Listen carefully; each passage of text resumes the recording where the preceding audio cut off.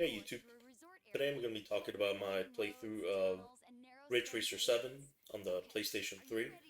Um, the only other prior Ridge Racer game I've played up until this point was the PSP games, so that's the only frame of reference that I really have to compare here. I ended up really liking the PSP games.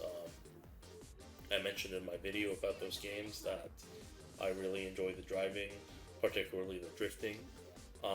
And I am happy to say that Ridge Racer 7, in my opinion, is pretty much a massive improvement over the PSP games. I really ended up enjoying my time quite a bit with this game. It's kind of a shame that the series is pretty much dead as far as what Bandai Namco, has been doing with it. So it's kind of bittersweet to have found a game that I really enjoy as much as Ridge Racer 7, only to know that there's pretty much most likely not going to be another Ridge Racer game. Like, let's be real. Um, so, just like with any single one of these videos, I always talk about some of the negatives as well. But just to get sort of a summary statement early on in the video, I really, really like this game. In terms of arcade racers, it's going to be hard for anything to really top F-Zero GX, but that's just my personal favorite arcade racer. But I would say that Ridge Racer 7 is a close second. Um, I don't think anything else that I've played up until this point really even comes close, in my opinion. So yeah, I'll talk about in more detail some of the things I liked and some of the things I didn't like. I'll start with the aspects of the game that I really enjoyed. Um, the first thing I want to go over is the. It's hard to explain, so I'll kind of reference it back to Ridge Racer on the PSP. So in my previous video, one of my complaints of the PSP Ridge Racer was basically the fact that for most of the races, it kind of felt like a level-based race.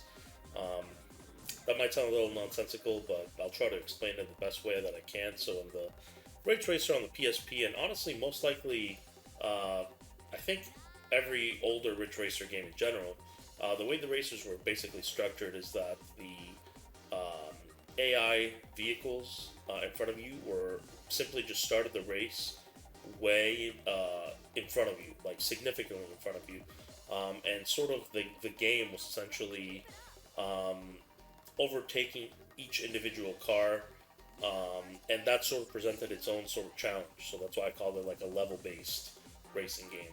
So most of the time, like you wouldn't see more than like maybe two, if you're lucky, three vehicles on the screen at once. So it's just like you pass one car, then you drive for a bit, then you'll see the other car, and then that's kind of how the races went in the PSP game. And I'm happy to say that in Ridge Racer 7, one of the a little more magical moments for me at least was just starting the race and seeing up to seven, I think up to 13 other cars at once, and they all sort of existed in the same plane of existence, if that makes sense. So that's something that I really liked. It was really cool to see like all the cars um, at once at a given moment during a race. I know that might sound small, but for me, I really did enjoy that element of the game. Another thing I liked, and it goes without saying, I mean, most Ridge Racer games I think are known for their music, and the soundtrack in Ridge Racer 7 is pretty good. There's at least, I want to say, at least five songs that I really, really like. I, you know, I guess that might not sound like a lot, but realistically, that's about the same amount of songs in the PSP game that I really, really liked as well. So just the fact that, that there's some music that I would listen to outside of just playing the game is a plus. And the game has a pretty decent selection of songs. I mean, I'll be surprised if anyone that played this game would not find at least one song that they enjoy. So the soundtrack is overall pretty good. Another thing I liked, I mean, was pretty much the tracks. Now, after playing the PSP games for so long, I played them as a kid, and once again, I played them. Um, that I played through recently, which I uploaded on the channel. And I've played those tracks in the PSP games a lot. So just to see the vast amount of new tracks in Ridge Racer 7 really was magical, especially at the beginning. there's a lot of really cool tracks. Like I think it's like Seacrest District is one of them. It just you're like driving around like a mountain. There's like just the locations are really cool. There's this track where you're like driving around like a factory, almost like a nuclear power plant or something. Um, so yeah, really don't have anything negative to say about the tracks. There's one track actually that I don't like, but it's a track that I mean I'm just gonna spoil it. I'll talk about why I don't like it later. But it's the I believe it's called Highway 765. It's literally like the first track from like Ridge Racer 1. You know, I mean this track was in PSP game and it's on Ridge Racer 7. Again, it's in Ridge Racer 1. In the context of Ridge Racer 7, there is an element of that track I don't like, but again, I'll talk about it later. But generally speaking, as a whole, I think the tracks are very, very good, and there's a lot of them. And keep in mind that with a game like this, just a track is almost like two tracks, because playing it in reverse really does change the whole dynamic of the track. Like, it might as well be a new track, let's be real. So, there's quite a bit of content here track-wise, which is really cool. The vehicle customization is another thing that this game did really well. You can add a decal to your car. So I added this like girl with like a parasol, and that was basically my decal for like 99% of the game. And it might be small, but it was cool to watch some of the replays and have like the top-down camera, like and you see your decal on your vehicle. I don't know. That might be something small, but I actually did really enjoy that. And then there's just all the vehicle customization in terms of the vehicle skins. So actually, since me recording this, I finished Ridge Racer 6 as well. And Ridge Racer 7 and Ridge Racer 6 are almost like two sides of the same coin. And it's cool to see, what were basically unlockable vehicles in Ridge Racer 6, which were basically skins, let's be real, just kind of be treated as skins in Ridge Racer 7. And none of them are locked to friggin' online multiplayer, which was one of the things I didn't like about Ridge Racer 6. So generally speaking, just the vehicle customization is really cool. I think at some point, I didn't unlock every single thing in the game, but I did unlock a couple of new colors. There might be more colors I just didn't unlock, but there's quite a bit to work with here in terms of customizing your car and just making it look how you like. And in general, it's far superior to any other Ridge Racer game I played. Again, I don't have that much in my resume in terms of Ridge Racer games, but it's the best that I've experienced so far. So I also just have to talk about the vehicle customization. I think, as far as I know, this is the only game that's ever done it. I'm kind of conflicted on the vehicle customization. I'll talk about some of the things I don't like later, but I'll talk about the good things at the beginning of the video. So you can pretty much customize multiple things about the car that are going to actually have gameplay implications of how the car actually drives, especially when regard to the wheels. Like, there are wheels that can either add more grip or do vice versa and make a car slide more. You're able to change the engine, which also impacts the car itself. And then I'm trying to think what was the last thing. There was one more thing. The nitrous. There's multiple different nitrous types, which is really cool. There are some nitrous types that I feel like don't make any sense. Like, they feel so bad to use that I question why they're in the game. But I'll talk about those later. But generally speaking, like, you got your wheels, you got your nitrous, and you got your engine. There are other things that you can customize, which are like the body parts of the car. I'll be honest, I'm actually not sure if this changes anything or if it's just visual. If it does change something, it's subtle enough that I wasn't able to notice. So for now, I'm going to say it's just cosmetic, but I'll leave a disclaimer in the event that I'm wrong. These changes would have to be pretty subtle. So, but, you can pretty much, I feel like, just use any car in the game and just make it how you want. Again, some people might like that. For me, I have a few problems with that, but I can't really rag on the game too much, simply because it's just, it depends on the person. But generally speaking, the vehicle customizability is actually really good. I did want to highlight it because I think they did a good job with it. For last, I saved my favorite part, which is the introduction to a new mechanic called Ultimate Charge. I think this is, in my my opinion, the one of the coolest mechanics in just any racing game that I've ever played. It really just changes the game so much in a good way. So, I'll start with just comparing it, for example, to the old Ridge Racer game that I played, which was the PSP one. In the PSP Ridge Racer, when it came to using your nitrous, mainly the strategy really just revolved around not using it during a turn, because when your nitrous is active, you could not build additional nitrous. So generally speaking, you would want to use it during straightaways, except if you're playing the very very late game stuff, the strategy really was just to kind of stockpile a full nitrous and just use it at the last part of the last lap. But generally speaking, that there wasn't anything like super deep about nitrous in the old Ridge Racers. Now, when it comes to both Ridge Racer 6 and 7, they introduced this new mechanic called Ultimate Charge, and the way it works is essentially if you can time your nitrous well enough for it to end right before a turn, if you perform a high-speed drift, you will initiate Ultimate Charge and you will build more nitrous.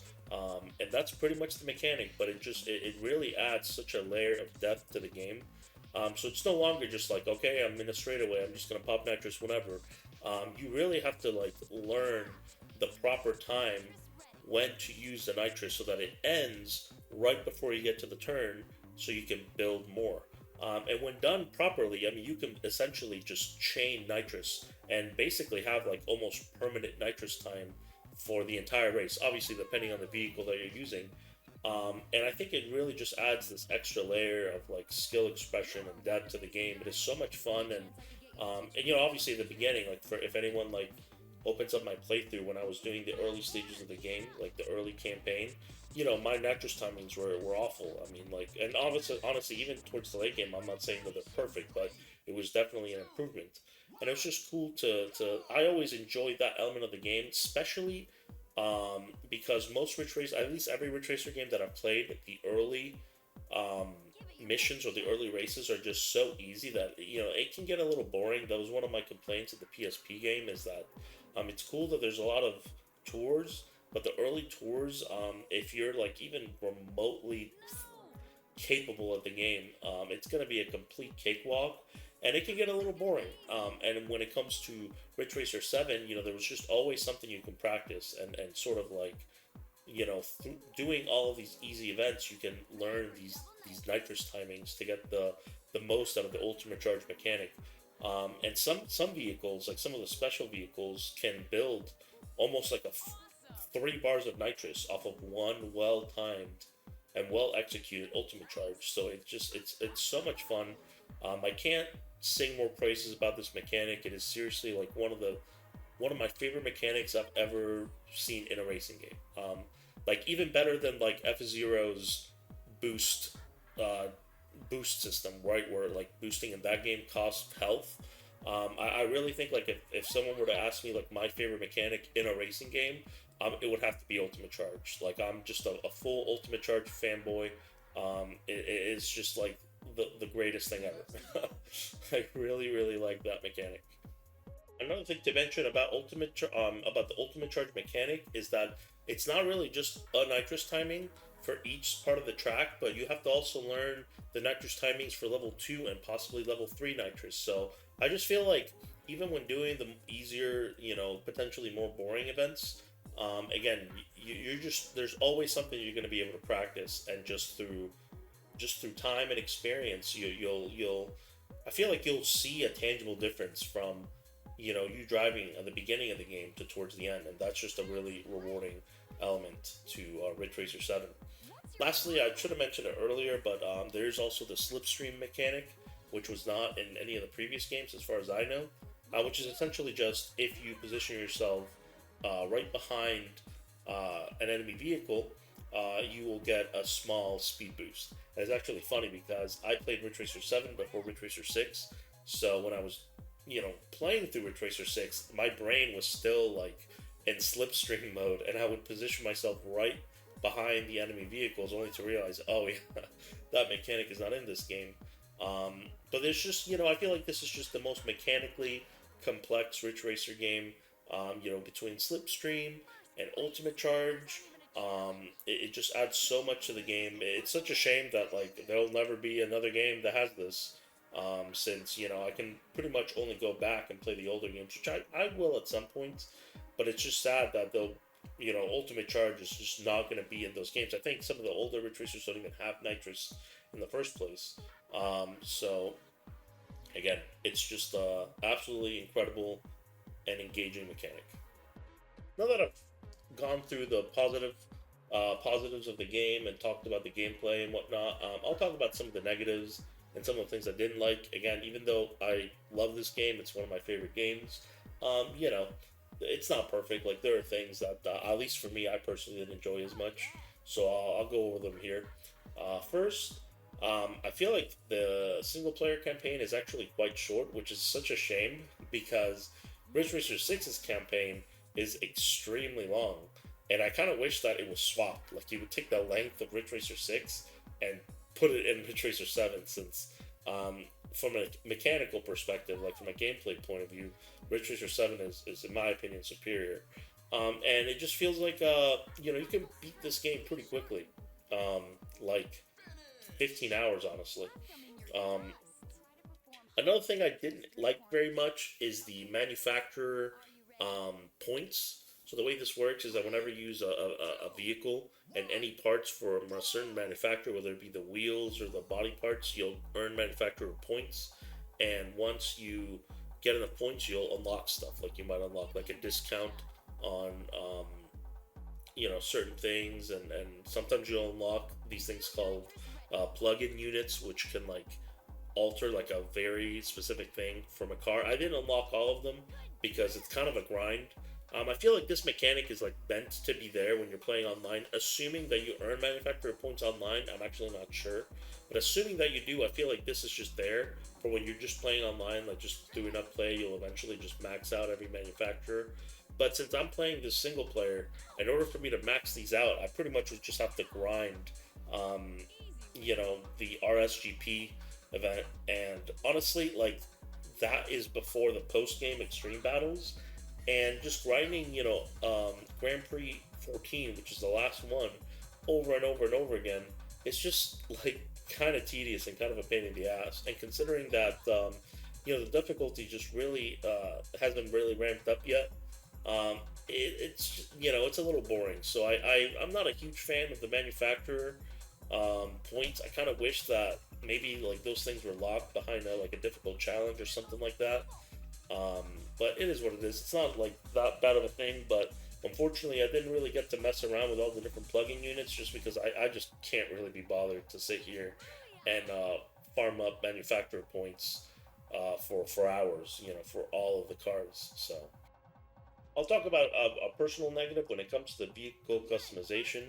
And again, this is like really just my opinion. I don't think this is like a super objective negative, but it's just me basically. So like, if anyone happens to see this video, like don't hate me. But the reason why I'm not a huge fan of the vehicle customization is because since you can basically kind of turn any vehicle into anything, you can make up for vehicle shortcomings by using the right parts. It kind of just like, to me, it takes away like the identity of that vehicle. So like, one of the more extreme examples is, let's say, like the Danver cars. So the Danver cars are, have a dynamic drift, and it has the hijack van, which is like notoriously hard to control. And if you just take the hijack and you give it, you jack up the grip um, to the point where it's not as slippery, is it really even the hijack anymore? That's just my opinion. Like, this is why I've never really been a huge fan of vehicle customization in racing games, is because, if you can make up for any machine's shortcomings, like, what's gonna make it unique from the others? It's kind of the reason why I did a no upgrade playthrough for Star Wars 64 Racer. It's just because, I don't know. I like that. I like a machine being good at one thing but weak in another. And again, if you just like have the customization, like I just feel like potentially any vehicle can just be the same with the right setup. Um, so again, I don't want to rag on the customization too bad because it's more options, and I can't really fault the game for having extra options, like extra ways to customize your experience. But for me, um, you know, I'm just not a huge fan of vehicle customization in these types of games. Following up with the negatives, I want to talk about the different nitrous types. While I think it is cool that there are multiple types of nitrous, I think that balancing is not particularly great. For one thing, I'll start with reverse nitrous. Now, this is actually also in Ridge Racer 6, but just to briefly explain how it works, regular nitrous in general basically works while you are in the drift state without using nitrous. So that's the key thing is you use your nitrous, and then when you're drifting while the nitrous is not active is when you will build it. And reverse is just simply the inverse of that. The only way you can build nitrous is while you're drifting and the nitrous is active. Um, One of the obvious flaws with this type of nitrous is that if you ever run out of it, like if you don't have enough to use it, you are effectively locked out of using nitrous for that race. Um, but the key thing is that it feels very, very weak in Ridge Racer 7. There were actually some events in Ridge Racer 6 that force you to use it, and that game was very, very lenient in how much you could build, to the point where it wasn't very uncommon for me to be basically capped out on nitrous in Ridge Racer 6 in those reverse events, and that was just simply not the case in the seventh game. It feels heavily, heavily nerfed. It's almost like the developers kind of noticed that it was a little too good in Ridge Racer 6 and they just gutted it to the ground. So basically, like most events that, made you use reverse nitrous, I just did not really have a good time. It felt very clunky. For example, also just being able to tell how much you're building. Um, on regular nitrous, it's very obvious to see because you either see the bar go down when you use it or you see it go up when you're building it. Since with reverse nitrous, they are both effectively happening at the same time, it's just hard to tell like what's even happening. I don't know if I'm just stupid, it could be a skill issue, but whenever I would boost and then do a drift, oftentimes I would either build less than what I used, or like maybe slightly more, or most of the time I would just kind of break even. So it was just not very enjoyable. It felt very clunky, um, and I'd be surprised if reverse nitrous is not the worst one in the game. And I feel like even the developers kind of knew this because for the special machines, each one, like they basically used every nitrous type as far as I'm aware, and kind of applied it to one of the special machines except reverse nitrous. So um, I also want to talk about auto nitrous. I really dislike this nitrous type simply because the balance I think is really really bad. I personally think that it's kind of overpowered in the slower vehicle events, and it's severely underpowered in the faster vehicle events. So what do I mean by that? In when you are using Category 4 and Category 3 cars, where you're just substantially slower, you actually build significantly less ultimate charge just because you're going slower. So auto nitrous for these events, I think is like actually overpowered. I mean, it completely trivializes just about every Category 4 and Category 3 event in the game. But then once you move to the faster categories, auto nitrous is completely horrible since it is unable to utilize ultimate charge. So you basically just have a fixed amount of nitrous that you're going to be able to have for a given race. And for the harder events, it just simply isn't enough to keep up with the AI, especially in the special events. Have the Angelus and the Crinale. And Pac-Man got the short end of the stick in Ridge Racer 7 because they slapped him with the auto nitrous, and Pac-Man is basically unplayable as far as I'm concerned in Ridge Racer 7. It's in my opinion the weakest special machine in the game, since you're stuck with auto nitrous. And even though Pac-Man also sucked in Ridge Racer 6, it could actually use ultimate charge, and I was able to clear like the five hardest races with Pac-Man in Ridge Racer 6. Now it was absolute hell, but it's doable. And I really think that for the really, really difficult stuff in Ridge Racer 7, it's going to be pretty much impossible with Pac-Man. I'm not going to fully claim that it's impossible, but I'm pretty sure it hasn't been done yet. At least I wasn't able to find a video of it. So I'll leave it at that. But essentially, even if it has been done, that doesn't change the fact that Auto Nitrous is just complete trash for Category 1 stuff. So yeah, it's just the worst of both worlds. It's overpowered on some events, it's really underpowered on others.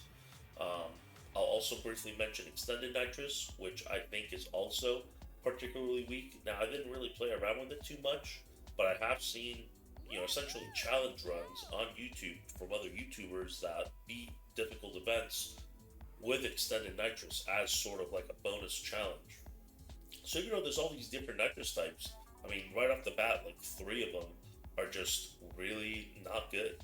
So, the balancing is kind of out of whack for the different nitrous types, in my opinion. This is a positive I forgot to talk about, but it does have to be mentioned. One of my complaints in Ridge Racer on the PSP was simply the fact that, excluding the special machines, which you rarely get to use anyway, there's pretty much 3 cars in the game. And, it's basically the standard drift vehicles, the mild drift, and the dynamic drift. And the way the PSP games would structure their vehicles is that I believe there were 6 categories, and they would sort of alternate. So, like, for example, the 2, like, dynamic drift manufacturers in the PSP games were Danver and Soldat, right? So, like, let's say category 1, the dynamic drift vehicle might be a Danver car, and then the category 2, it will be a Soldat car, and then category 3 will go back to Danver, so on and so forth. But the thing is that in the PSP games, like, I could not tell the difference between a Danver and a Soldat vehicle. They were just like the dynamic car, the dynamic drift type. Like, I was just simply not able to tell. And the good thing about Ridge Racer 7 is that I feel like within, like, vehicles of the same drift type, there are subtle enough differences that you can tell. Like, I could be wrong, like, I could be tripping, but, like, to me, Danver cars feel more slippery than Soldat vehicles. Even though they're both slippery cars because they're dynamic drift type, Danver has just, like, the slipperiness, like, juiced up a little bit more. So it's just cool to see that there are just more subtle differences between the vehicles. Now, I didn't extensively use every single car in the game, so and I mostly stuck to dynamic drift type cars. The other dynamic car that I used a lot was the Jujak vehicles, which were introduced in Ridge Racer 7. These were not in Ridge Racer 6. So basically, between Danver, Soldat, and the Jujak vehicles, even though all 3 of those are the same type of drift type, they all felt unique. And yeah, the differences are subtle. I mean, like, I'm not saying, like, that they're F-Zero GX level differences. Like, that's one of my favorite things about F-Zero GX is that, in my opinion, all the machines feel unique. They feel different. But it is a huge improvement over the PSP game. So I gotta give the game props for that. Another negative, and in my opinion, one of the ones that kind of bothered me the most about this game, is the special machine balancing. And I'll have a long section talking about this. So, but I'll start from the beginning. So, in my Ridge Racer 2 for the PSP, I did sort of this self-imposed challenge where I would beat the last sort of cup or last tour with all the special machines. And I was able to clear it with all 8 special machines in that game. Some were harder than others, Pac-Man was the most painful one, and then followed by the hijack. But in that game, like, every machine is capable of clearing anything. You might have a harder time, but it is certainly possible. And when it comes to Ridge Racer 7, it saddens me to say that is just simply not the case. The difference between the good special machines and the bad ones is so vast. It's actually crazy. Like the bad special machines are almost unplayable. Like they literally serve no purpose. One thing to note about special machines is that you can't customize them. You can't just change their tires or change their nitrous type or anything like that. They are just locked to what they are. Um, and having played Ridge Racer 6, I was actually able to clear every race with all 10 not every race, but like the last 5 set of races in Ridge Racer 6, which is the hardest content in the game, and for single player, I was able to clear it with all 10 special machines. Now, don't get me wrong, it was absolute hell with some of them, but it definitely felt within the realm of possibility. Um, the reason why that is, though, to be fair, is just because the AI works differently in Ridge Racer 6 to 7. But going back to Ridge Racer 7, like, clearing some of the harder events in Ridge Racer 7 with some cars, like, while it might be technically possible, it is, like, insanely, and I mean, like, harder than anything that most people have done in the video game levels of difficulty. And that's simply because you're trying to clear an event that is just simply not balanced around being able to be cleared by a given vehicle. So originally, I wanted to clear all of the extreme battles and forward, so all the extreme battles and DLC events with all 10 special machines. But I was only able to do it with 6 of them.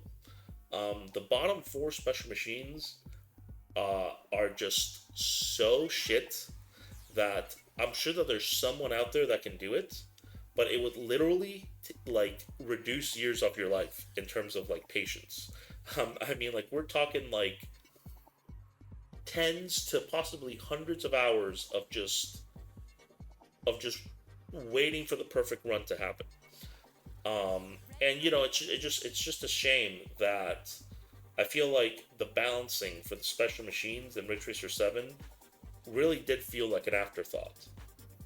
So I am going to be making a tier list in this video for all 10 special machines in Ridge Racer 7 and talking about them.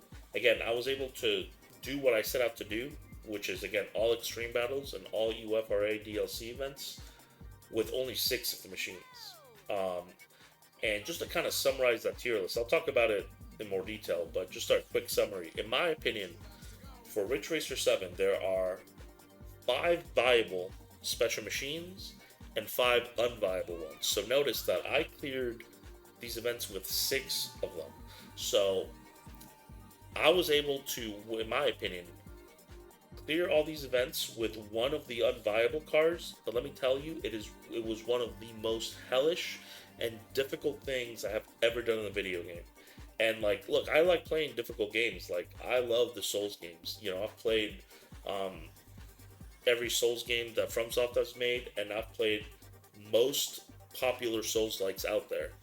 We're talking Consort Radon in Elden Ring. We're talking Ozma in Kazan. Arlecchino in Lies of P. Okay, like, Nameless King, Dark Souls 3. Like, whatever difficult boss you can think of in a Souls game, I have done it. The only sets of games that are known for being difficult that I just haven't played as much is like Devil May Cry, so I can't speak on. I'm sure that Devil May Cry on its hardest difficulty is probably harder than Souls games, but the point I'm trying to make, okay, is that winning some of these Ridge Racer races was actually like one of the hardest things I've ever done in a video game. Like, it is seriously like my gaming magnum opus. And it's funny because like not that many people play this game, so like I feel like most people are just not going to know like the hell that I went through to get some of these wins. But I'll talk about it in more detail when I get to talking about each individual car. Well, I'll start with talking about the most dog shit cars first. So just to give a little bit of an overview in terms of like what the tier list will be structured as, I'll have S tier to B tier, so S, A, and B, which in my opinion are the viable cars, and then you'll have C, D, and F, which are the unviable cars. actually, before I start talking about the vehicles themselves, I want to sort of define what I mean by viable. And in order to do that, I have to first talk about blocking. So basically, what blocking is in Ridge Racer is, um, I mean, it's basically just, I'm trying to think of a good way to describe it, but I mean, it's kind of self defining. It's just essentially blocking the opponent's vehicle with yours and getting a speed boost out of it. And blocking is an extremely powerful thing. And the reason is because, and I could be wrong in how the game works, but from my understanding, the way the game builds nitrous is how fast you're going while you are in that drift state. Okay, so when you have a car coming from behind you, popping nitrous, and you basically drift and block them, you've effectively done multiple things. You've slowed them down. You yourself has sped up, right? Because there's a dude like pushing you forward with their nitrous, and you yourself are building nitrous. Okay, and blocking is an extremely powerful thing to do in Ridge Racer. Again, it's like three good things in your favor: slow them down, speed yourself up, and build more boost. Okay, but in terms of my tier list, when when I say a viable car, I mean a car that is able to win all events. So again, all Category 1 Extreme Battles and all Category 1 UFRA DLC events without needing to block to win. So, let me repeat that. Any car that does not need to block to win. And then the shit cars, which are the unviable ones, um, absolutely need to block in order to get the win. They are incapable of keeping up with the good machines. It's just the machine just cannot do it. Okay. So now that I've defined um, what the tier list is, and again, this tier list is not for time attack. It is not for online. Okay, so do keep that in mind. Like for anyone that's like, oh well, like XYZ vehicle is actually really good in online battles. Like I totally understand that. Like I don't play online. Like so I do want to have a disclaimer. This is not like an overall tier list. This is not for like people that are trying to get competitive times in time attack. These are not for people that are trying to win online. This is for single player only. Like how good is each of the special machines able to clear the single player events that set machines are selected. So I'll start with the worst one, which is Pac-Man. I kind of talked about him a little earlier in the video. Pac-Man is just simply, in my opinion, unplayable. Um, he is unable to use Ultimate Charge.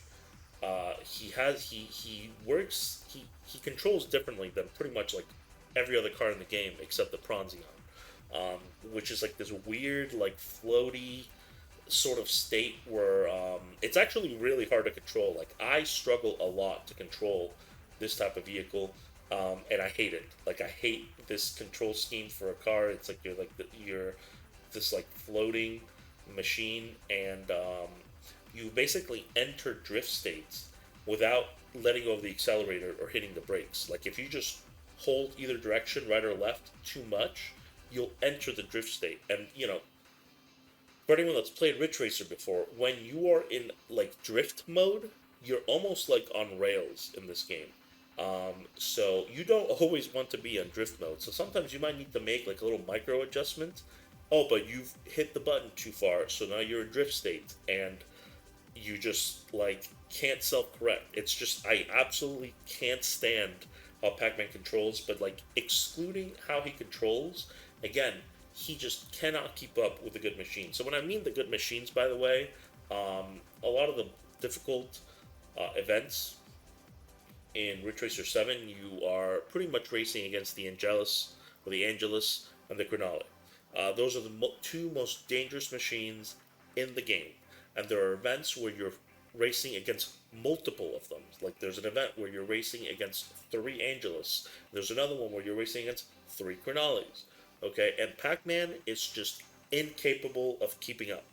So the only way Pac-Man is going to win some of these events is just by playing absolutely perfectly and consistently blocking the opponents for basically the entire race. And the worst thing about Pac-Man 2 is that even if you get a block, like any other car blocks the opponent, and once again, you're building nitrous, right? Because you're in the drift state and the other car's pushing you forward, so you're building a shit ton of nitrous. But Pac-Man can't do that because it's stuck using auto nitrous, okay? Um, Pac-Man in Ridge Racer 6 controls the same way, but is able to use Ultimate Charge. I don't know what they were thinking when they changed him to how he is in Ridge Racer 7, but the fact that Pac-Man is just like unable to build additional nitrous than from what you get out of auto nitrous just makes him seriously like insane levels of unplayable. And he is the only machine that I have in F tier. Like I really truly believe that Pac-Man is in his own tier of dog shit. Um, just for anyone that plays this game, do not even like pretend he doesn't exist. He is completely, utterly unplayable. Okay, this is like, like going back to F-Zero GX. Like there are shitty machines in F-Zero GX. Like for example, Silver Rat, right? It's like widely known as one of the worst machines in the game. But Silver Rat in F-Zero GX can win. It can beat any cup in Master Mode. And that's not something I can say for Pac-Man in Ridge Racer 7, unfortunately. So, to summarize, like, this car is just completely useless. Like, it just has no reason to exist at all. And it's a shame. Like, perhaps if Pac-Man could at least use Ultimate Charge, like he could in Ridge Racer 6, maybe he might be somewhat playable. Like, don't get me wrong, he would still be dog shit. Like, he would still be in the inviolable tier. But, there might be, like, a small hope to win. One thing to note is that there is a guy that did post a video clearing the Angelus duel with Pac-Man, which, let me just add, is extremely impressive. I would not have the patience to do that. And the Angelus duel is, like, what I consider in the, like, extreme level of difficulty. But it's, like, on the lower spectrum of it. So, like, basically, Angelus duel and up, so Angelus duel, Crinale duel, Opus 3, 4, and 5, some of the UFRA special events, like, the Angelus duel is going to be at the lowest in terms of difficulty of those things. So do keep that in mind. Like, even though clearing the Angelus duel with Pac-Man is extremely impressive, like, how are you going to clear the Crinale duel? How are you going to clear the triple Crinale race in the DLC? It's just simply not possible. Like, if anybody can do this, they're either like tool assisting it, or they are like quite literally the most god gamer in the world. Okay, so yeah, Pac-Man is just unplayable. Now I'm going to talk about the D tier, and the D tier is a little there's a little bit of debate in terms of like out of these three, which one the worst is, and I think it depends from person to person. So I'll give a little bit of a story here. I joined the Ridge Racer Discord, and I got to speak to some of the guys in there who still actively play online battles, and who know way more about the game than I do. And they are also substantially more skilled at the game than me. So, for example, one of these players is Rubicon. If you search on YouTube, Ridge Racer 7 online battle, like his videos are probably going to be the first thing that come up. And I actually got to talk to him in the Discord. And, from what I've heard him say, like, in his opinion, the car he considers the worst out of these three is not the same that I would consider the worst. So I do want to keep that in mind, like, Rubicon is like 100 million times better than I am at the game. So where I'm trying to get to is that one of the machines in this D tier, I think, has the potential to come out on top, but in order to effectively drive it, you have to be a god at the game, which I am not. Okay, so I wanted to give that disclaimer because the order that I list these three in might not be what a better player will list them as. Okay, so I'll start with, in my opinion, which the car that is the worst. Okay, which is the Pronzion. Now I have to actually re-record this section because I made a mistake in how I described the Pronzion. Um, but basically, the way the Pronzion works is like this weird sort of combination between flex nitrous and auto nitrous. And I can kind of understood why they made it this way because back in Ridge Racer 6, uh, since you can very easily make yourself into the drift state just the way the Pronzion controls, you could, that was kind of one of the few strengths of the Pronzion had in that game, is that it could, you know, build nitrous, quite easily in straightaways. So I think what the developers did is that they're like, well, okay, we're just going to give it auto nitrous since the Pronzion can kind of already do that in Ridge Racer 6. But the problem is that they removed the ability from the Pronzion from building Ultimate Charge. So just like Pac-Man, the Pronzion is unable to build any additional nitrous than it just builds automatically. And when it comes to the more difficult events, especially the events that have the Angelus and the Crinale, the Pronzion just doesn't really stand a chance. You're going to have to heavily block in order to win. And just like Pac-Man, you you lose out on one of the more important benefits of blocking, which is building extra nitrous. Like every other vehicle, when you get a good block, you get like the triple, you're triple dipping basically. You get you slow them down, you speed yourself up, and then you build extra nitrous. And just the Pronzion, even if you get a really good block, you're not building anything extra. So, yeah, just like Pac-Man, uh, this machine is really, really bad. I do think that the Flex Nitrous is better than the Auto Nitrous. The way Pac-Man works is that you basically have three nitrous tanks, whereas with the Pronzion, at the very least, you can, you have more flexibility. You can pick and choose when you're going to use it, but it still suffers from that fatal flaw that, without the ability to build extra nitrous, you're just not going to be able to keep up. And one of the common issues that other unviable machines have is that while they might be able to use ultimate charge, their ultimate charge rate is very low. So yes, they can build extra nitrous, but they build very little. And it's a common thing that some of the better machines are capable of building a lot of nitrous very quickly. So I don't really have anything too much further to say about the Pronzion other than it's just like a slightly better version of Pac-Man in my opinion. It controls almost identically, and it's also just an unviable car. Like if you're just a casual player and you unlock the Pronzion and you somehow happen to like it, you're gonna struggle quite a bit in those more difficult events.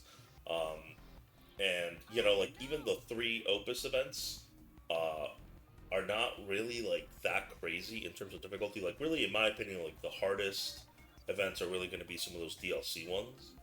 And I didn't even bother trying those with the Pronzion, but even Opus 4, which is the easiest out of the three Opus Category 1 events, I was still unable to win with Pronzion. Now, I'm not saying that Pronzion can't win that event. It certainly can. I'm not driving perfectly, but I did that for like about an hour and just with no success at all. And that is an Opus 4, by the way, doesn't even have the Crinale or the Angelus in it. You're just, racing against regular vehicles. That should just put it in perspective that, the Pronzion is pretty bad. For me, like, I was actually able to clear Opus 4 with the two other unviable machines, which is the GOO and the Terrajhin, but I was just not able to do it with the Pronzion. So this is why I I personally put it at the bottom, even though, um, you know, Rubicon, which again is just a much better player and much more knowledgeable than me,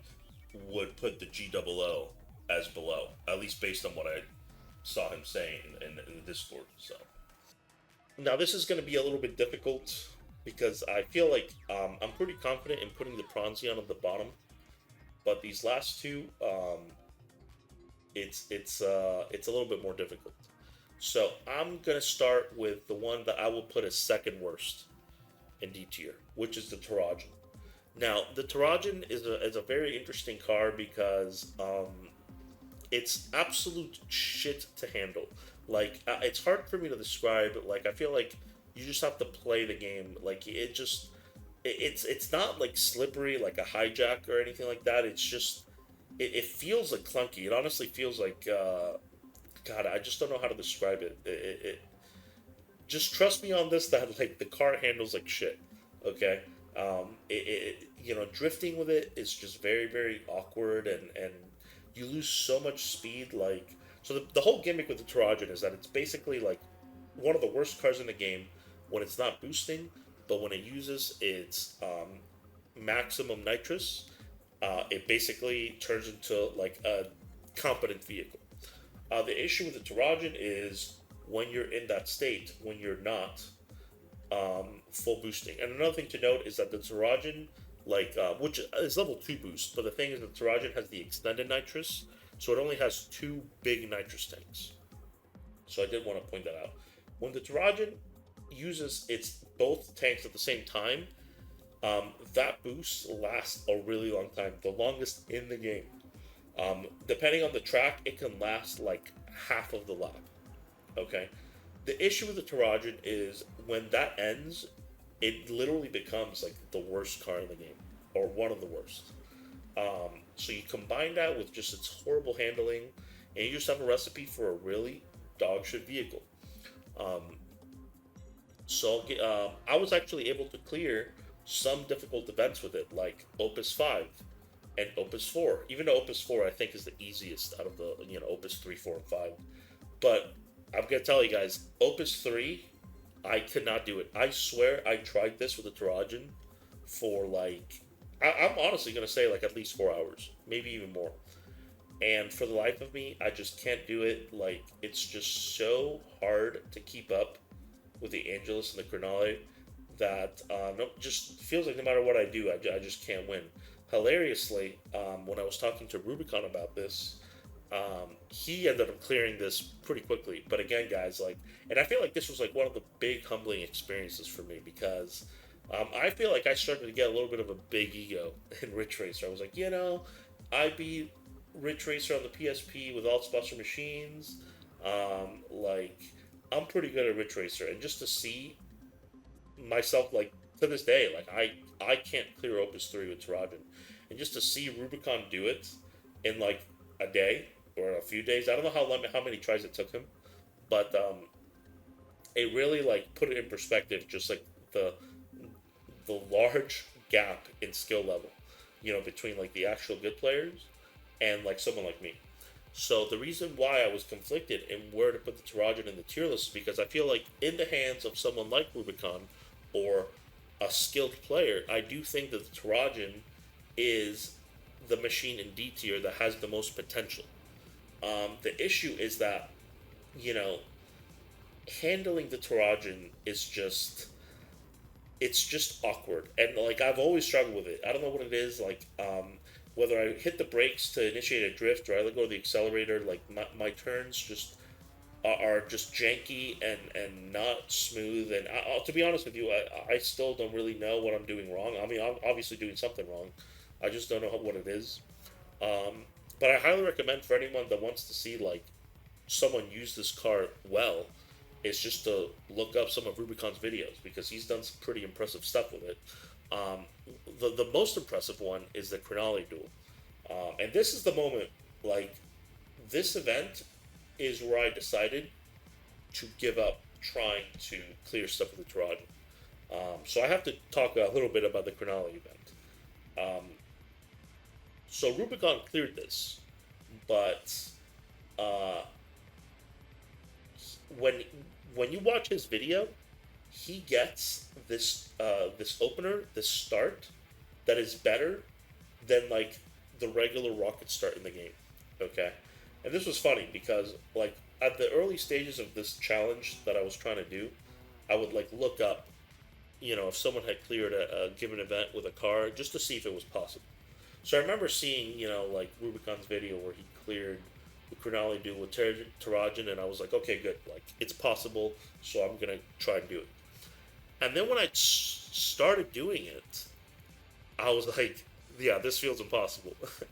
And when I watched this video, I noticed that his opener, like his start, was he would just go significantly farther than I did. And I was doing like the rocket start that the game tells you about, like the rocket start that most people are going to be doing. But as it turns out, there is like this secret better start, okay? And it's called a second gear start. I learned this in the Discord. Um, and like this is like the Rasengan. For anyone that watches like Naruto or something, like this is literally like the Rasengan of Ridge Racer. All right, this is like this secret hidden jutsu that like again I feel like only a few people are gonna be able to do. So I'm gonna explain how it works. I'm only able to do it like 5% of the time, like dead ass.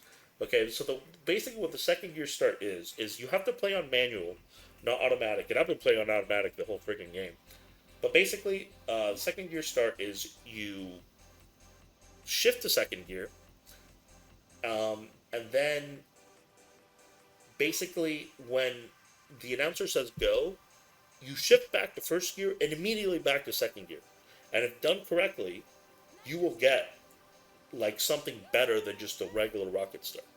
Okay, um, and guys, like Rubicon's video where he beat Crinale with the Terrajhin, uh, he like barely won. Okay, he barely won. It was actually really close, and that race is in Highway 765. I hope I'm saying the right track. If I say the wrong track name, I apologize, but I'm almost positive it's Highway 765.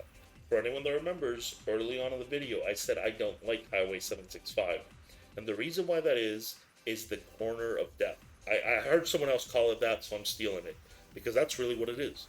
It is this, like, sharp corner and part of the track that when you are, like, certain vehicles just, in my opinion, have a hard time clearing it. Like, for example, especially when you're going fast, which you want to be going fast to use ultimate charge. Um, so the Terrajhin, I've mentioned earlier the Terrajhin handles like shit, and it's also the longest car in the game. And then you combine that with the corner of death in Highway 765, you have a recipe for disaster. Okay, so to like put this shit sandwich together, you to beat this race, you have to be able to just to have a run started because I really do think that not getting the second gear start, like the second gear start, um, I think played a significant role in getting that clear for Rubicon. So you have to get the second gear start, which is like hardest. It's hard. Like again, I've tried it for a while. I can't do it consistently. Like I don't even get it 50% of the time, not even close. So you have to get the second gear start, and that's just like step one. Okay. Um, you then have to do 3 laps of Highway 765 and not get totally fucked by the corner of death, which, guys, like, if you clip that corner, it's over. The race is over. Okay. And possibly block the Crinale. So even though Highway 765, the race is like, it's like 40 seconds a lap or something. Like, it's not a long track. But it's just like, to clear this, so much has to go right that when I really sat down and thought about it, it's like, okay, like, I can't do this. Like, there's just no way I'm going to be able to do this. Like, I can't even get the second gear start 50% of the time, let alone drive this piece of crap on a track which I very much would consider a counter matchup. Like, for anyone that's played a fighting game, Highway 765, I'm just going to say it, is a straight up counter to the Terrajhin. Okay, it's like it just counters that machine because that corner is like again when you watch Rubicon's video, like it looks smooth. But I highly encourage for anyone that has the game or is capable of playing the game, you try it. Like you try doing that corner consistently at high speeds. Like good luck. Okay. And so I know I went on a bit of a tangent on the Crinale duel with the Terrajhin, but I did want to talk about it because that, like, trying that and then seeing, like, what goes on into getting a win here really, like, that was the moment where I was like, yeah, I'm not doing this. Like, it's not only like I'm not doing it, but like I'm incapable of doing it. Like, I'm man enough to say it. Like, I don't think I'm capable of winning the Crinale duel with the Terrajhin. And the funny thing is that like, what awaits you afterwards? Like, there are harder events in the DLC than the Crinale duel. Like, I do think that the Crinale duel is the hardest event in the base game. Okay, I do think that. I think it's harder than Opus 5, and I think it's harder than Opus 3. But the UFRA special events have harder things. Again, triple Angelus duel, triple Crinale duel, UFRA event number 25 on Secret District. Like, these are all, like, harder, in my opinion, than the Crinale duel. So it's like, even if somehow I went full Broly, I went freaking Super Saiyan, and I beat this, like, I'm still not going to be able to do what I set out to do with the Terrajhin. Like, I would have to literally, like, sacrifice, like, all of my hair and, like, years of my life to be able to like, maybe be able to do this. So this is why, for me, the Terrajhin is not the best D tier machine because, um, like, I just suck with it. But I will fully admit, in the hands of a good player, yeah, I do think that the Terrajhin has the most potential out of the D tier machines. But I do think, once again, just to summarize this, it is unviable. Like, no regular person, like your average user, your average player is not going to be able to clear the last set of events with the Terrajhin, or they're gonna have to like study the blade, like literally train for hours and hours and hours to do this. So once again, like if a machine has to requires this level of work to like eke out a win, it's not viable. Lastly, I'll talk about which I put at the top of the D tier. Again, this is where like I just differ with Rubicon. Like Rubicon said that he thinks that GOO is the worst. It's like one of the worst machines in the game, and I can see why. Okay, the reason why for me I put the GOO higher is because at the very least it's drivable. Like it's comfortable to drive at least. The thing where the GOO just sucks giant balls is the fact that its ultimate charging capabilities are really, really bad. Um, so once again, in these harder events, it just gets left behind by the Angelus and the Crinale. It just like can't keep up. I actually cleared Opus 3 with the GOO, which Rubicon also did, and it was seriously one of the most hellish things I've ever done.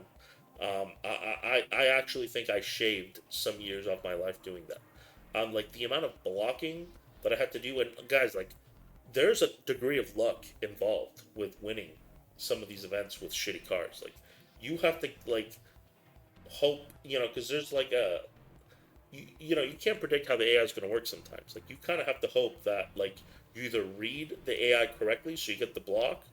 Um, so like the point I'm making is that like these ones are not consistent with these bat machines. Like, yeah, the GOO can clear Opus 3, and there's a video of a guy someone clearing Opus 5 with it, but like again, your average user, your average human, you know, if you're not Goku or Broly, you're not going to be able to clear these events with a GOO. It's just too slow. Like, and I also like this is a little bit anecdotal, but it feels like the GOO just loses a ton of speed when drifting, and just like it just can't generate enough nitrous to keep up. Basically, that's like just to put it in layman's terms, that's the problem with GOO. Like it can't generate enough nitrous. Um, this is why I think the Terrajhin has more potential in the hands of a skilled player. But for me, like I feel like I would take my chance with the GOO because I like I guess I just really hate driving the Trojans. So this is a little bit of an asterisk. Again, this is my own personal tier list, and I can't stress enough like how close the GOO and the Terrajhin are. I almost want to make them tied, even though I know the Terrajhin is probably better. I just hate using it. I hate using the Terrajhin. Um, so yeah, regardless, all three of these machines in D tier, GOO, Terrajhin, and Pronzione are all trash. Your average user is not going to be able to clear these late game events with any of these machines unless they grind for hours. So unfortunately, that's three machines that are just unplayable. They're just complete trash. So lastly is the last unviable machine, which is the Monstrous. Now, this one is a bit of a tragic tale because I do think that the Monstrous is the probably one of the coolest, if not the coolest looking. Actually, no, probably the coolest looking car is probably the Terrajhin, but it's at least second coolest car in the game. And it's one of the last ones you unlock. And hilariously, in Ridge Racer 6, it's the last car you unlock, I'm pretty sure. And I shamefully and regretfully have to say that the Monstrous sucks ass. Okay? Now, I was able to clear all Category 1 events with the Monstrous, and I think in the unviable category, the Monstrous is easily the best out of any of the vehicles below it. But to clear some of these harder events, like, you will suffer. Like, you are. It's going to take, unless you're like a top 1% player, it's going to take many hours, possibly hundreds of attempts, and it's really going to push your patience to its limit. Okay? And the biggest reason why the Monstrous is shit is because it's, same story as all the stuff below it. Its ultimate charging capabilities are very bad. So the Monstrous, I believe, has the second longest lasting boost in the game, if I'm not mistaken. If I'm wrong, let me know. But obviously, like, the longest will go to the Terrajhin. But I don't think any other vehicle has a longer boost than Monsters. So I'm sure your nitrous lasts longer, but the problem comes with building the next nitrous. So when you look at, like, good machines, they're able to use nitrous and quickly build the next one. Whereas the Monsters just can't do that unless you block, right? So, like, if you use nitrous, get to the front of the pack, and then block the AI, and they boost into you, you can quickly build your next nitrous. But again, you have to block. So, originally I was actually going to have the Monstrous be like half viable, half not viable. Like a sort of like in between. But to be honest with you, the more I've thought about it, like, I define viability as a car that is able to clear all of these events without needing to block. And I can confidently say that the Monstrous needs to block to win some of these events. And frankly, like, if I were to make a video like top 5 hardest Ridge Racer 7 races, that at least that I completed, because yeah, I'm sure there's other harder ones that I didn't even do because they just are impossible. But in terms of the ones I completed, most of them would be Monstrous races. So I'll give you an example. Crinale duel and Monstrous, like, I almost gave up. I almost gave up on this race. And honestly, I feel like, again, it took like 3 or 4 hours of attempts to actually clear it. And it was funny because I was like right at my limit. I was like, dude, like, this shit is impossible. It's impossible. Like, you just have to play too perfect. Like, you have to block the Crinale like multiple times over the course of 3 laps. It's just not possible. And I remember thinking, because on my channel I posted like a basically a compilation of all the events with each machine that I did it with. And I was thinking, like, man, what am I going to title the Monstrous video? Like, am I just going to say, like, all events except XYZ? You know what I mean? And that would just piss me off. So I kept trying. And, eventually, just through a million attempts and enough luck, I was able to clear it. But, again, like, it cost, like, at what cost, So, like, the Monstrous is very solidly in the unviable tier.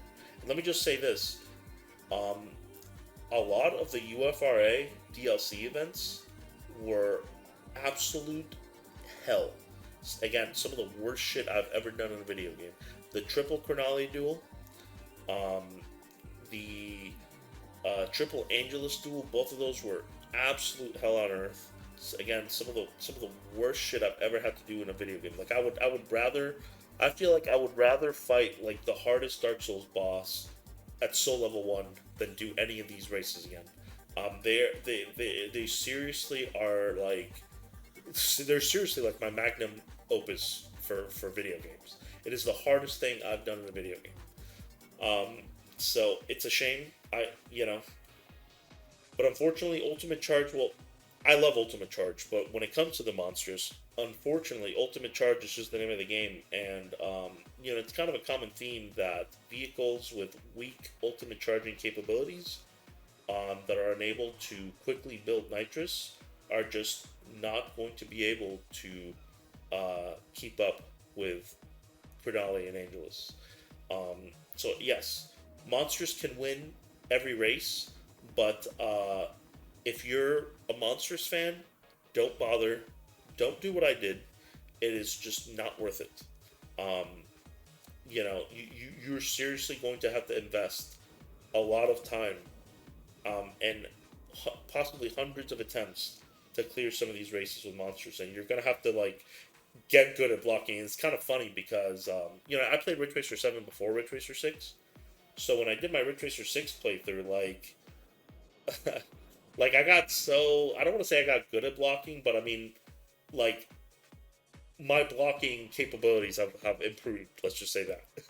And I was just like instinctively blocking in Ridge Racer 6 to clear some of these hard races, and I learned all that, a lot of it through these Monstrous races where blocking is a necessity. And again, like any race, basically, honestly, guys, like any race where the Angelus and the Crinale are present, and you're playing Monstrous, you're gonna have a bad time. Okay, so yeah, that pretty much concludes Unviable tier. Again, just to summarize it, it's consists of Monstrous, GOO, Terrajhin, Pronzione, and Pac-Man. I think all five of these machines are complete dog shit. Like they are way worse than any of the other remaining Smash machines, and honestly, significantly worse too than just a regular Category 1 vehicle that you customize to your liking. And it's a little sad because it's almost like these machines just don't have much of a purpose to exist because they're just so shit. Um, yeah, that's pretty much it for the Unviable tier. Lastly, I'll talk about two quick things that I forgot to talk about the Monstrous in the earlier part of this. Um, One of which, just a bit of a disclaimer, these are kind of miscellaneous stuff, but I figured they are worth mentioning. One of them is the level 3 nitrous of the Monstrous. Hilariously, whenever you activate this, you literally can't see like your screen. The boost takes up so much of the screen that it's kind of funny that you almost have to have the track memorized, and you can see like 10% of the screen. So I thought that was kind of hilarious. I will admit that, kind of like I mentioned before, that the Monstrous is the coolest looking car in the game, and I actually really like how level 3 looks, but it is also kind of funny how it obstructs your vision to such a degree. And lastly, this is like super miscellaneous, but I thought it was the coolest thing ever, that whenever you are racing against an AI opponent that is using the Monstrous, and you get kind of close to it, it will like flash its nitrous at you. And this is something that is not in Ridge Racer 6, by the way. I'm not 100% sure why it does this. I like to think that that's like a flex, like the Monstrous is flexing its nitrous at you. It's such a subtle thing, but I always thought it was the coolest thing ever. Like when you're kind of like in an intense race, and like you get close to the enemy Monstrous, and you just see its like nitrous pop out. just as like a warning or something. I don't know. It's just such a small, subtle thing, but I had to mention it because it's like one of the reasons too why I love how the Monstrous looks. I love its design, but it's a shame that the car itself is actually not very good. So now I'll begin talking about what I consider viable cars. These are cars that are able to win any you know race in the game, any single player category one race in the game. Um, so I'll start with B tier. Now I only have one car in B tier, and it is the base cruiser. Now the base cruiser is kind of unique because it is the quintessential definition of a high skill, high reward machine. I think that if you put the base cruiser in the hands of someone that is really, really good at the game, I think that it has the potential to even be S tier. The main issue with the base cruiser is that it is just very, very difficult to control. It's basically a Danver vehicle on crack. It's very, very easy to spin out of control. And the way essentially the base cruiser works is that its nitrous charging capabilities, just like while normally drifting, are very, very low, but its ultimate charge capabilities are extremely high. So, essentially, the way the base cruiser refills its nitrous is solely through ultimate charge. Um, and it can not very easily, but I would say, it's not that uncommon for the base cruiser when, you know, done well, when executed well, for it to build a full 3 bars of nitrous off of one well executed ultimate charge. The biggest issue with the base cruiser, again, is just the fact that it is just really, really difficult to control. It's kind of funny because when I was doing my playthrough of the game, generally my rule of thumb is whenever I unlocked a new special machine, I would use it on the next available Category 1 race. So, after the uh, after I had unlocked the base cruiser, I picked it for the next race, just like I had done with every prior special machine, and it was definitely eye opening. It's kind of funny because at that time, like, I really had no idea just how difficult clearing some of these category one events would be with the special machines. And honestly, I was kind of getting like a bit of a big head. I was thinking like, yeah, I'm pretty good at this game. And it was kind of funny to just get absolutely mollywopped on the next race with the base cruiser. I mean, it was like I've never gotten still destroyed in this game up until this point. And this was just like a normal race. It's just like a normal race against 3 other vehicles, and I was just like, it wasn't even close. Like, I wasn't even able to keep up, and I would just constantly spin out of control. I would screw up an ultimate charge. And the thing with the base cruiser is that if you screw up an ultimate charge and you end up with no nitrous, you're kind of screwed. Unless you're like near the front and you get a very well, you get a decent block. Because the thing is, guys, the way I understand the nitrous building works is essentially how fast you're going while you're in drift state. So even though when you block a vehicle, it's not technically ultimate charge, you are going faster than normal in the drift state, right? Let's say you drift to the side, you block the guy behind you that is using nitrous. You are now essentially drifting at a higher speed than normal. So the base cruiser with a good block is actually able to build up to 3 bars. And it actually happened to me in one of the DLC events. I believe it was the Pronzione event, where you're just racing against, I think, like a bunch of Pronzions.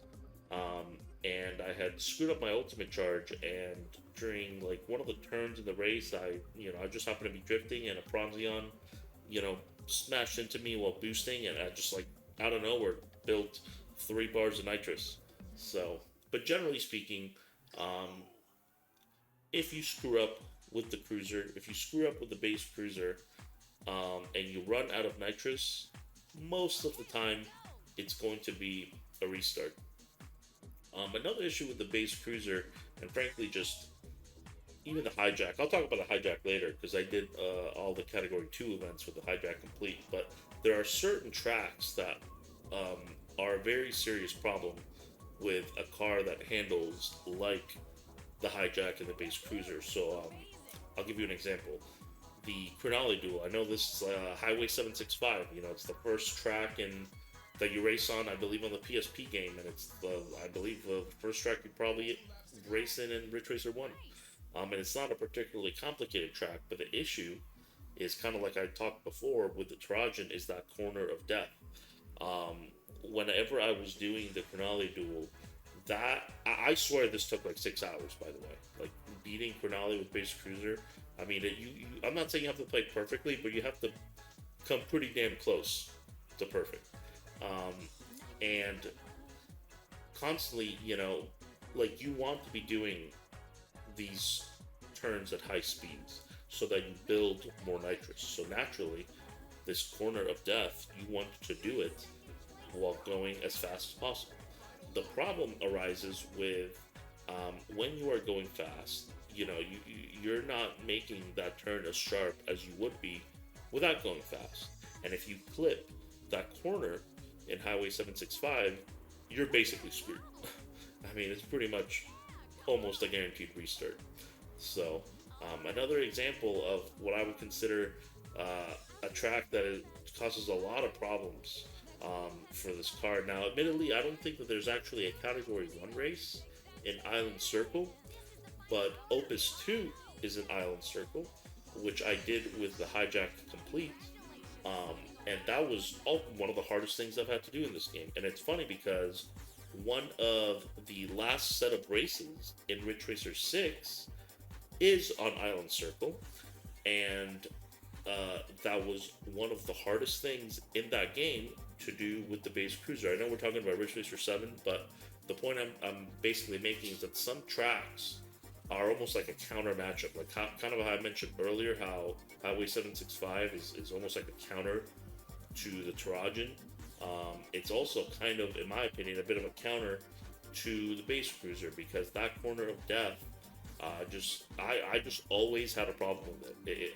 I would always clip the edge of that corner, and I would just get fucked, basically. Ironically, I do think that the hijack, assuming you're not completely blowing your ultimate charges, you do have somewhat of a decent margin of error, just because the base cruiser, if driven well, it can almost like maintain a permanent boosted state, because you basically use your boost, do ultimate charge, and then the base cruiser just builds the next boost very, very quickly. So in the Highway 765 race against the 3 Angelus, I actually screwed up that corner of death every single lap. Like, legitimately every lap, I clipped that corner and lost a ton of speed.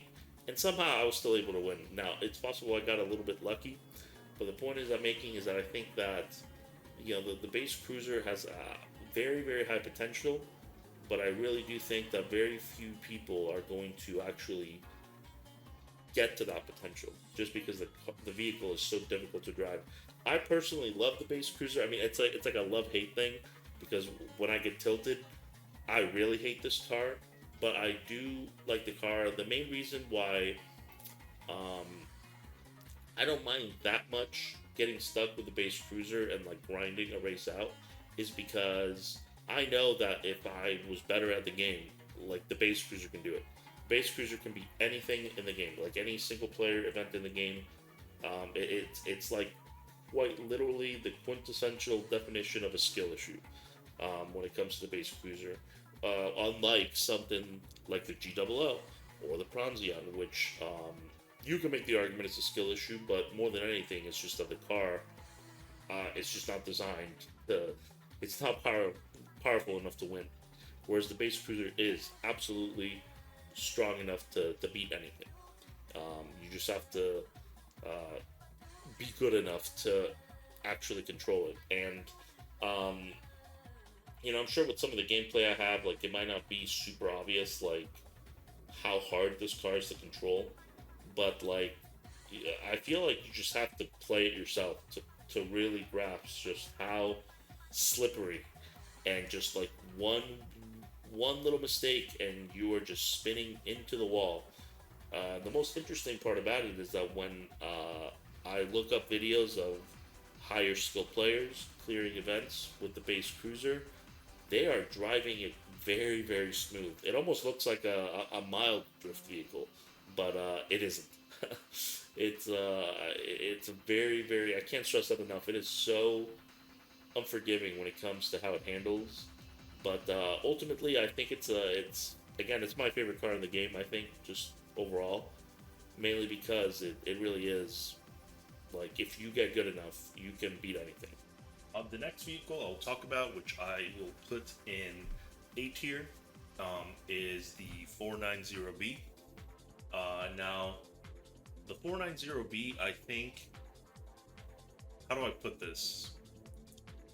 In the hands of, again, in the hands of a truly, truly great player, I do think that the base cruiser is better than the 90B in the sense that it can probably get better times. I could be wrong, to be fair. This is kind of like, I'm talking in theory here. This is what I think. I could be totally wrong. In terms of like the base cruiser being capable of getting better times, that is. Um, but just based on what the base cruiser can do when it's played well, again, it can basically be in a permanent state of nitrous essentially.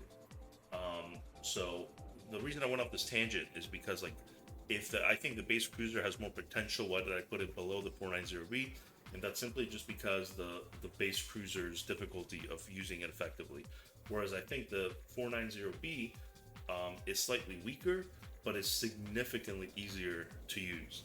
Essentially, the way the 490B plays is it has the high nitrous type. So, from my understanding, it's like slightly stronger than a regular nitrous, but it lasts significantly shorter. And the best way I can describe the 490B is for anyone that's played Mario Kart before, is kind of like Ridge Racer's version of snaking. Essentially, you want to nitrous at almost any given moment, even on straightaways, and just kind of towards the end of the nitrous, sort of just enter drift straight for a little bit, and you won't be able to recoup the full nitrous when doing this, but you'll get like half. You'll get a decent amount back. And you kind of just want to spam nitrous as fast as possible. I know it sounds kind of obvious, like yeah, why wouldn't you? But the best way I can describe the 490B is it's just every couple of seconds, basically using nitrous, regardless of what part of the track you're on. I think because the 490B's nitrous lasts so short, it's a lot easier to time around corners.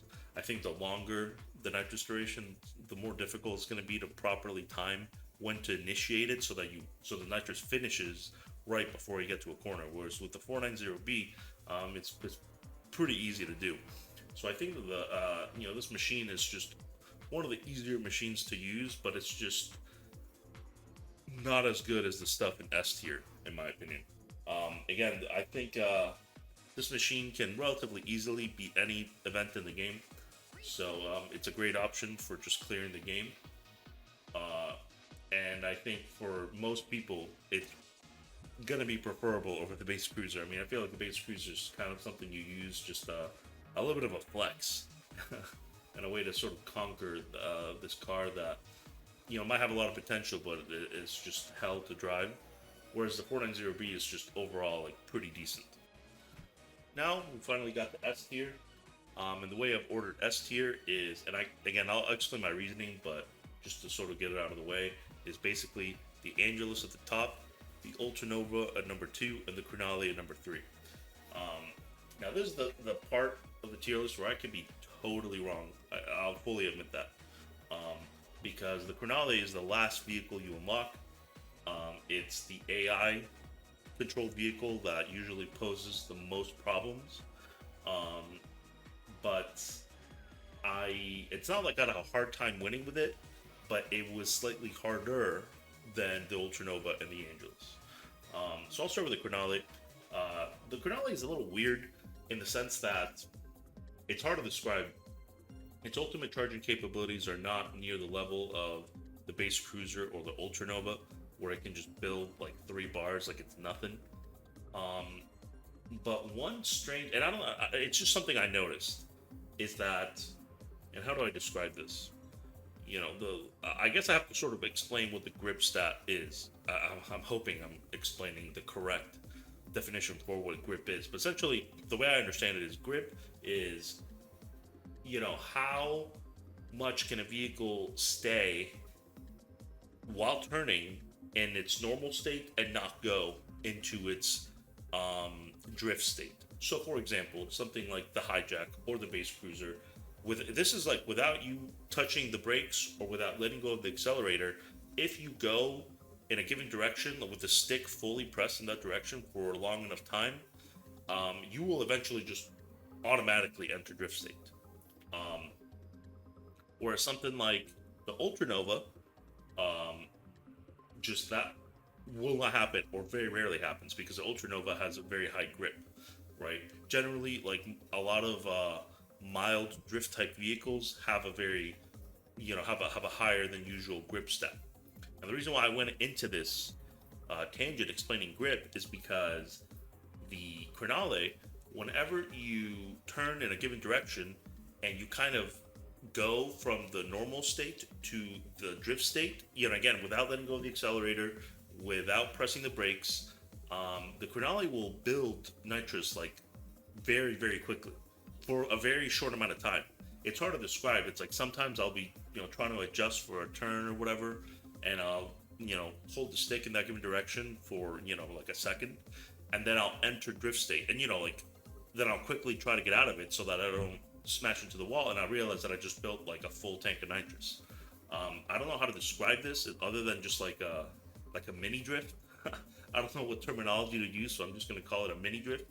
But I feel like this is where like the true potential of the Crinale is, because like I said, if you're sort of timing your control stick inputs, like as in you see a turn coming, and you preemptively hold the stick in that direction, like before you hit the turn, you'll enter drift state naturally without again pressing the brakes or letting go of the accelerator, and you'll just build like a crap ton of nitrous. Um, Again, I think that the reason why I put Crinale as number 3 in this tier list is because there's a little bit of a skill involved in doing this. I'm not saying it's like rocket science or anything, but I found it harder to execute than the game plan of the Ultranova and the Angelus. So, again, it's just my opinion. The Crinale is a very powerful machine. I mean, again, when I say powerful, I mean relative to other special machines. To be honest with you, I don't know the meta of like regular machines that you can customize. Like, there's a chance that regular machines with the right setup are just better. So when I say that Crinale is very powerful, I'm saying that in context of compared to, all 9 other special machines. Right? It's in my opinion the third best card in the game, potentially even the first. Again, I could be totally wrong. Maybe the Crinale is best, and I'm just stuck with it. But regardless, assuming you're like halfway competent with the game, I don't think you should struggle too much clearing most events with the Crinale. So now we'll talk about the number 2 vehicle, which is the Ultranova. I think the Ultranova is insanely good. Uh,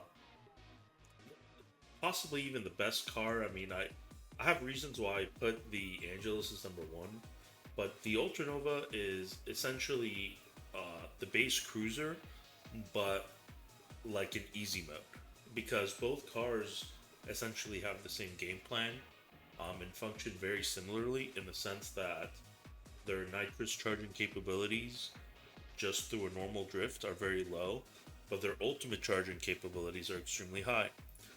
But unlike the base cruiser, which is quite difficult to control and is very slippery with very low grip, the Ultranova is like the opposite of it. It has very high grip and it's extremely easy to control. Um, the only reason why the Angelus is number 1 is because I think the Angelus is actually even easier to use, because at least with the Ultranova, you do have to, you know, use ultimate charge effectively. Like if you're completely screwing up your ultimate charges, and you basically run yourself out of nitrous, you that's most likely going to be a restart. It's just because the Ultranova charges nitrous very very slowly. But the car is so forgiving with how much you build that I honestly feel like you would have to like royally screw up to completely run yourself out of nitrous. Like that never happened to me. I don't think a single time throughout my playthrough of Ridge Racer 7 and Ridge Racer 6, to be honest with you. I think that it's one of the strongest vehicles and the strongest special vehicles in the game, that is. And I would say that it's a good starting point, like for anyone that would want to try the base cruiser, is to try the Ultranova first, so you get sort of used to that game plan of basically getting crazy ultimate charges, and then sort of switch to the base cruiser. If I'm being honest, I really don't. There might be something that I just don't know, but I don't know. Like if we're just playing as efficiently as possible, why you would pick the base cruiser over the Ultranova? Like I'm not sure if the base cruiser maybe has higher top speed, or it's certainly not acceleration, because the base cruiser's acceleration is actually quite bad. So I'm trying to think, like, what advantage does the base cruiser even have over the Ultranova? And I honestly can't think of one. Um, but let's be real. I feel like the base cruiser is kind of a car that you use a little bit of a flex, like just a little bit of a like, oh, I can beat this event with this car. Whereas the Ultranova is just like functionally like just really good and really strong, and if you're ever happen to be stuck in a given race, or a category 1 race, that if you're using the Ultranova even like halfway decently, I don't think you're gonna have too much trouble winning. So lastly, I'll talk about the Angelus, which I put as the number 1 car. And I just think this car is basically the perfect balance of everything you want in a car in Ridge Racer. It has decent ultimate charging capabilities. Like it's not going to be as crazy as like the base cruiser or the Ultranova, but it's better than a lot of stuff. It's good enough. It builds nitrous very very well, even outside of ultimate charge. It's extremely easy to control. Like it never spins out of control. It has a high grip stat, and this might be a little anecdotal, but I feel like it has a very good acceleration to it. It's just hard to put into words. I just really think it's like the easiest, most perfect car in the game. It's there's nothing super flashy about it other than just how like efficient it is at just clearing the game. I mean, if someone ever came up to me and like told me they were stuck, in a given event, I would probably just recommend them to just use the Angelus. I really did not struggle. I don't think on a single event using it, and this isn't like some kind of flex, but when you go from using stuff like the Monstrous and the base cruiser, where it is a huge struggle to sometimes get that win, and then going to the Angelus, I mean, it really just feels like you're kind of playing the game on easy mode. So I don't really have that much else to say other than that, like, I don't really have like a single negative to even mention about the Angelus. I really think it's even on like difficult races, like just in general, like Triple Crinale Duel, for example, or UFRA Special Event 25. I was able to clear that first try, and without really even focusing that much. And honestly, like the Angelus is so good that you have a large margin of error. Like I didn't remotely even come close to playing optimal, and even making mistakes. Nothing really ever gave me much trouble with the Angelus. I just think it's really just that powerful. So yeah, those are pretty much all the cards. Just to summarize, the 5 viable vehicles. To me, like ranking them from best to worst will be Angelus, Ultranova, Crinale, 490B, and base cruiser. I think that all of these cars are able to win any event in the game without needing to block. Again, that doesn't mean that if you have a good block opportunity, you're not going to take it, because why wouldn't you? But blocking is not needed for any of these cars to win. They are able to generate enough nitrous efficiently, and you know, beat the AI essentially. Whereas, with the other car that I, did this little challenge with, which was Monstrous, it's just not able to keep up. In fact, it was barely able to keep up with the Angelus and the Angelus duel. That was what I did that race fairly early. And for anyone that's kind of curious, if you, like, for example, pull up that race, the Monstrous versus Angelus race that I did, and then you compare it to the race right after that in terms of like the order that you do these, you can almost see like the difference in how I was playing.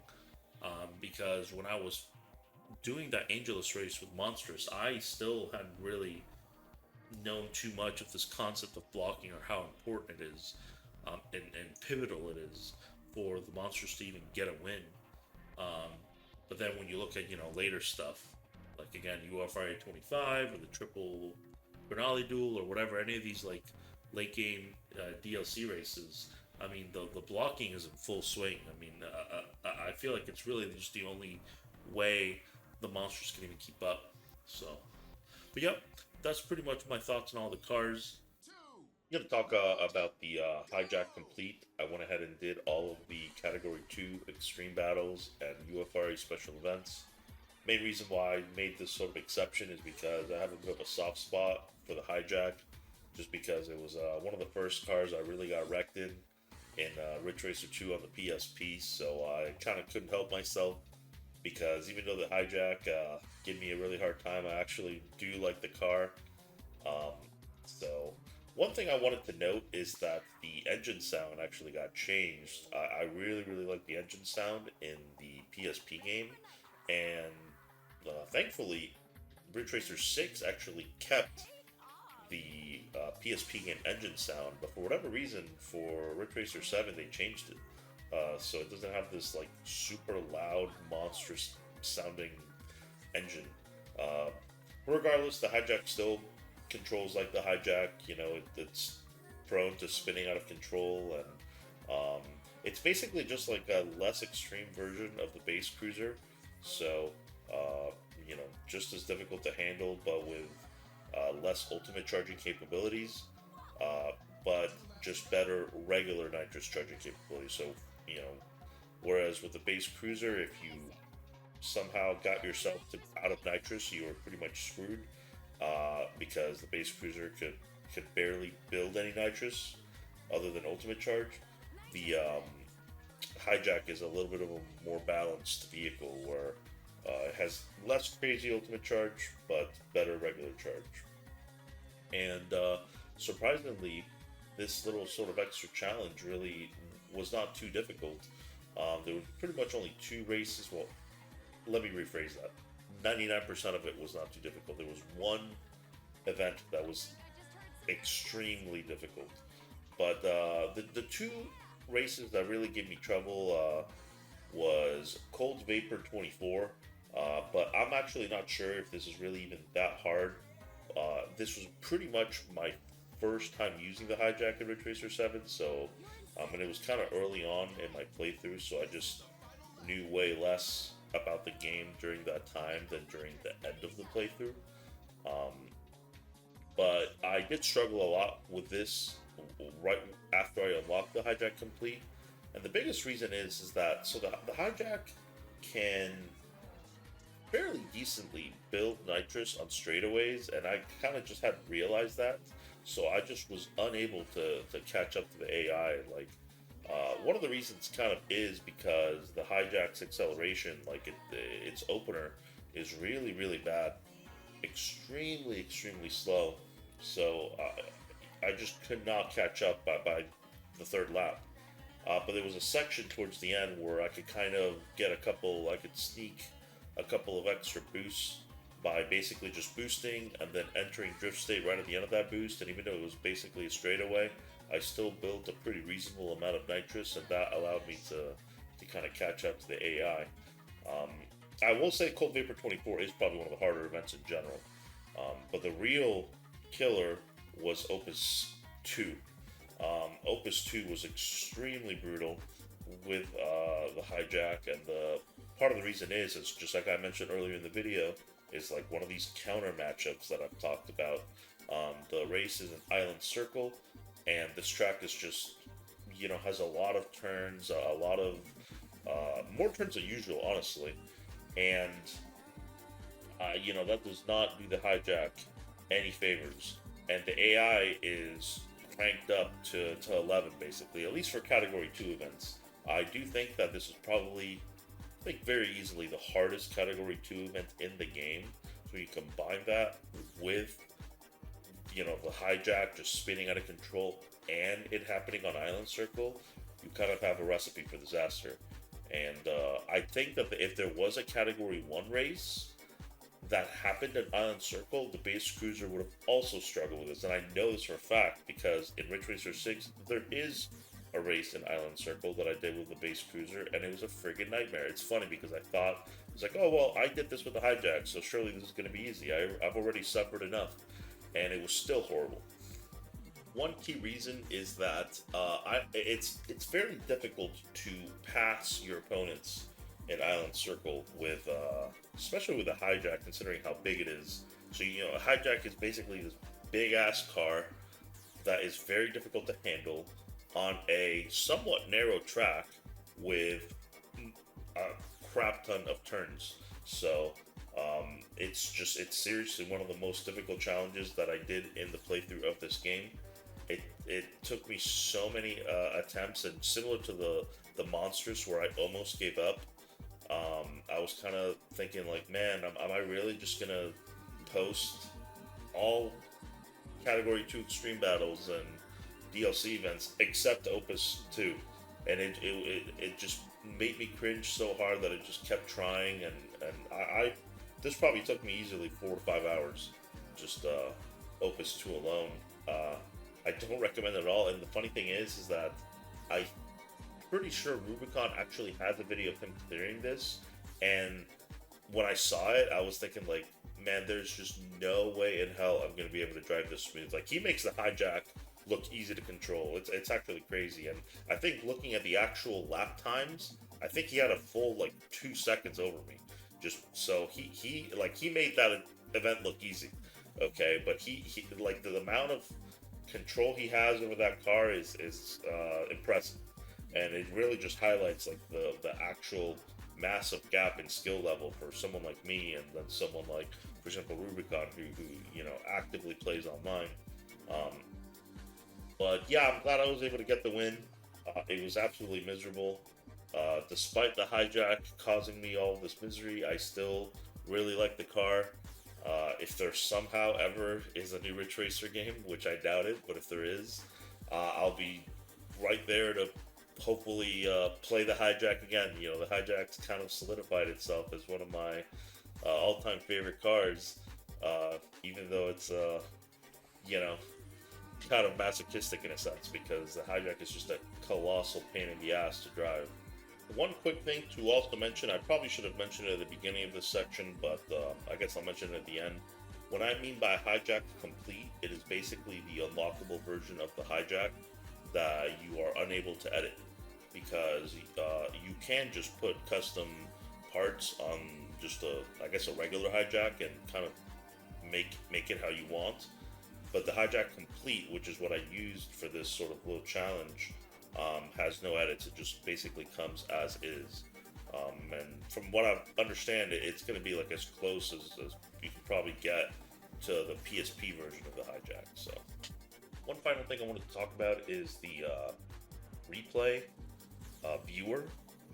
This doesn't really impact the gameplay at all, but I thought it was a big shame just how this works. Now, I could be wrong. If I'm wrong, let me know, but I swear I tried finding this and I couldn't find it. So the replay viewer, from my understanding, allows you to play the replay back from sort of the cinematic view. There's basically like 3 perspectives you can view a replay in. There's like the cinematic sort of view. There's the third person view and then the first person view. And when you watch a replay right after you finish a race, you can view that replay in any single one of those perspectives. But when you save a replay and you go to the replay viewer, you can only see it in that cinematic um, perspective, which I thought was a shame. So, um, if you wanted to, if you did like a difficult race or something, or maybe a race you wanted to maybe look back at, you're not going to be able to see it from the perspective of you playing that race, which I thought was a huge shame. I'm not sure why it works like this. I would think that saving the replay file has like the data or whatever for you to just change the perspectives. Um, so I think that's kind of a hit to that feature.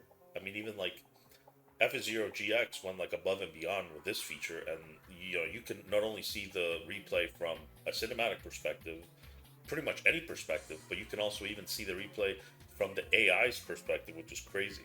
So I really think that this could have been a little bit better, but again, it doesn't really impact the gameplay, but that was disappointing. I think I've talked about pretty much everything that I wanted to go over. Um, so I'll do like basically a brief summary here. I do really like the game. I really enjoy the gameplay. I think the gameplay is very good. I really like the ultimate charge mechanic. It's probably one of my favorite mechanics in any racing game that I've played in recent memory. Um, I do think it's cool that there are 10 special machines. Definitely a step up from the PSP games, which the first one would have 4, and I think the second one had 8. So, and I do like how the special machines look. I think they all look very cool. There's a lot of really cool looking cars, like Monstrous and the Terrajhin and stuff like that. But once again, it kind of gets brought down by the fact that the balancing is just totally out of whack. So some of these special vehicles are just borderline unplayable. Like even like the weakest machine, and once again, I'm just going to compare it to F-Zero GX because it's probably my favorite arcade racer. Even the weakest machines in F-Zero GX can still clear the game on master mode, and I just think that should be like a baseline sort of thing where you shouldn't have to tool assist levels perfectly block the enemy car for 3 laps straight to win with some of these machines. And yeah, I just think that the weak special machines should definitely have been rebalanced. It almost feels like the developers didn't even try using them.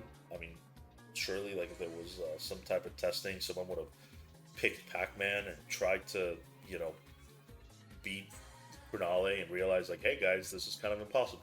Or even like GOO or whatever. Even I mean, I'm sure that the developers are not getting second gear starts with a Terrajhin against the Crinale. You know what I mean? So yeah, I just wish that the weak special machines were stronger so that they can actually clear the game.